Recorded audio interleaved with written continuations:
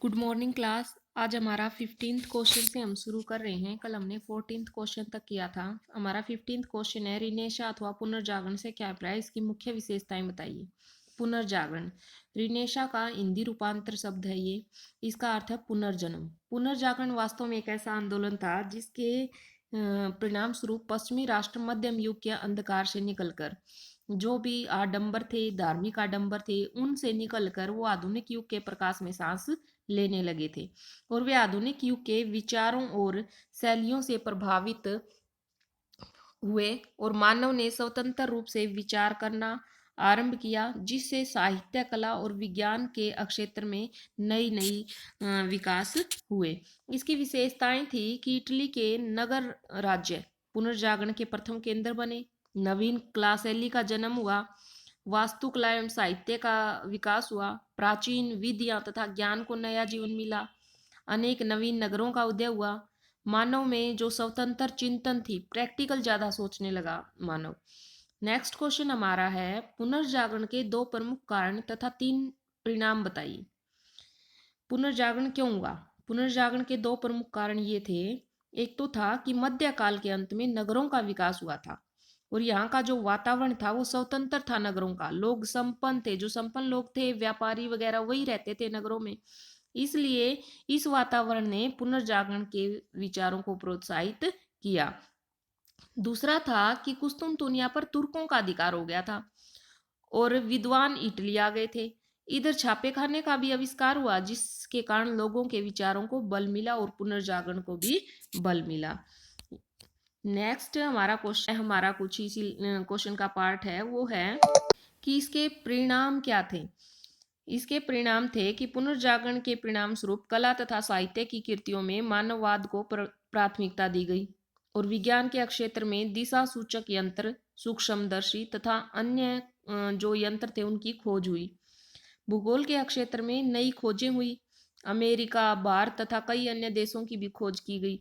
Next है, Leonardo the Vinci की प्रतिभा पर नोट लिखिए। इटली का लियोनार्दो द विंची पुनर्जागरण काल की एक महानतम विभूति था। उसका जन्म 1452 ईस्वी में हुआ और वो एक चित्रकार, मूर्तिकार, इंजीनियर भी था, वैज्ञानिक भी था, दार्शनिक, कवि और गायक, सभी सभी कुछ था। यद्यपि उसके जो चित्र थे वो थोड़े हैं, लेकिन अनुपम है, अद्भुत है। इन चित्रों में से the virgin of the rocks तथा मोनालिसा अद्वितीय कृतियां हैं। मिलान के गिरजाघर में चित्रित द लास्ट सपर विश्व के कलात्मक आश्चर्यों में से एक है। उसने एक उड़न मशीन का भी चित्र बनाया, जिसके आधार पर वह ऐसी मशीनें बनाना चाहता था। ऐसी बहुमुखी प्रतिभा का व्यक्ति संभवतः अभी तक कोई भी पैदा नहीं हुआ। ऐसा था लियोनार्दो द विंची। नेक्स्ट है, मानवतावाद से आप क्या समझते हैं? पुनर्जागरण काल की कला और साहित्य में मानवतावाद के उदाहरण दो। पुनर्जागरण से पूर्व दार्शनिक मृत्यु के बाद के परिणामों पर सोच विचार किया करते थे जो दार्शनिक थे, और वर्तमान जीवन को परलोक की तैयारी समझते थे। पुनर्जागरण से पहले जो लोग थे वो क्या, इस जन्म पर कम ध्यान देकर के आने वाले यानी कि मृत्यु के बाद क्या होगा उसके बारे में ज्यादा सोचते थे। लेकिन पुनर्जागरण से यह दृष्टिकोण बदल गया लोगों का। अब विचारक मानव की वर्तमान समस्याओं पर विचार करने लगे। मानव के इस दृष्टिकोण को मानववाद कहा गया और इतिहासकार पेट्रोक को मानववाद का पिता स्वीकार किया जाता था। मानववाद के लेखकों ने मानव को केंद्र बिंदु माना और उसे ही दर्शाने का प्रयत्न किया। मानववाद तथा पुनर्जागरण काल की कला। मानववाद और पुनर्जागरण की जो कला कृतियां थी उस पर मानववाद का विशेष ध्यान गया। जो पुनर्जागरण काल था उसमें कलाकृतियों पर विशेष ध्यान रखा गया। राफेल तथा माइकल एंजिलो ने जो चित्र बनाए वे भले ही धन से संबंधित थे, परंतु उनका आधार मानव ही था। उन्होंने अपने जो चित्र थे उनमें जीसस को मानव शिशु के रूप में दिखाया और उन्होंने उनकी माता को वात्सल्य प्रेम से भरी हुई माँ के रूप में दर्शाया।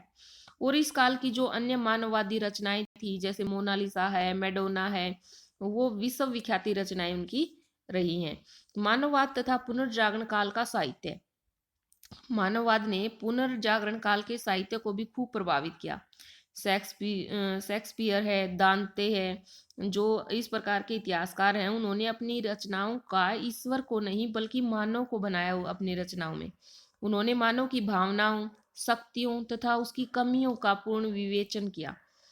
और इस काल की जो प्रसिद्ध साहित्यिक रचनाएं थी उनमें यूटोपिया, हैमलेट, डिवाइन कॉमेडी के नाम के लिए किए जा सकते थे। नेक्स्ट क्वेश्चन है, कोपरनिक्स तथा उसके ब्रह्मांड संबंधी विचारों पर एक टिप्पणी लिखिए। ईसाइयों की यह धारणा थी कि मनुष्य पापी है और इस बात पर वैज्ञानिकों ने एक अलग दृष्टिकोण से आपत्ति की। यूरोपीय विज्ञान के क्षेत्र में एक युगांतकारी परिवर्तन कोपरनिक्स के विचारों से आया। ईसाइयों का यह विश्वास था कि पृथ्वी पापों से भरी हुई है और इसका कारण वह स्थिर है, इसलिए ये पापों से भरी हुई है। वह ब्रह्मांड का केंद्र है जिसके चारों ओर खगोलीय ग्रह घूम रहे हैं, परंतु कोपरनिक्स ने यह घोषणा की कि पृथ्वी सहित सभी ग्रह सूर्य के चारों ओर परिक्रमा करते हैं। देखो, पहले ईसाइयों की क्या धारणा थी कि मनुष्य पापी है, वो पृथ्वी पर रहता है, पृथ्वी इसलिए एक जगह डटी हुई है। लेकिन जो विचारक आए उन्होंने जो ज्ञान का विकास किया, उससे पता चला कि जो पृथ्वी है उसके साथ जो सभी ग्रह हैं वो सूर्य के चारों ओर परिक्रमा लगाते हैं। कोपरनिक्स एक निष्ठावान ईसाई था और वो इस बात से भयभीत था कि उसकी नई खोज के प्रति जो परंपरावादी ईसाई हैं, जो धर्माधिकारी हैं, उनकी उनकी घोर प्रतिक्रिया हो सकती, क्योंकि वो आलोचना कर सकते हैं उसकी। उसको पहले ही विश्वास था। यही कारण था कि वह अपनी पांडुलिपि दी रिवे रिवेल्यूशनिबस रेवोल्यूशनिबस प्रीभ्रमण जिसका अर्थ को प्रकाशित नहीं करना चाहता था। और जब वह अपनी मृत्यु शैया पर पड़ा था तब उसने यह पांडुलिपि अपने अनुयायी जोसिम रिटिकस को दी थी, परंतु उसके विचारों को ग्रहण करने में लोगों को थोड़ा सा समय लगा। हमारा 20th क्वेश्चन है कि कोपरनिक्स के सौर मंडलीय विचारों को आगे बढ़ाने में किन किन वैज्ञानिकों का योगदान रहा और क्या। क्योंकि कोपरनिक्स तो मर गया था, उन्होंने अपनी जो पांडुलिपि थी वो जोसिम रिक्टस को दे दी थी। तो किन किन लोगों ने इसको आगे बढ़ाने में योगदान दिया। एक तो था खगोल शास्त्री जोहेंस कैपलर। उन्होंने अपने जो ग्रंथ था उनका कोस्मोग्राफिकल मिस्ट्री, उसमें सौरमंडल के सूर्य केंद्रित सिद्धांत को लोकप्रिय बनाया। इसे ये सिद्ध हुआ कि सभी ग्रह सूर्य के चारों ओर वृत्ताकार पथ पर नहीं बल्कि दीर्घ वृत्ताकार पथ पर परिक्रमा करते हैं। दूसरे थे गैलीलियो गैलीली।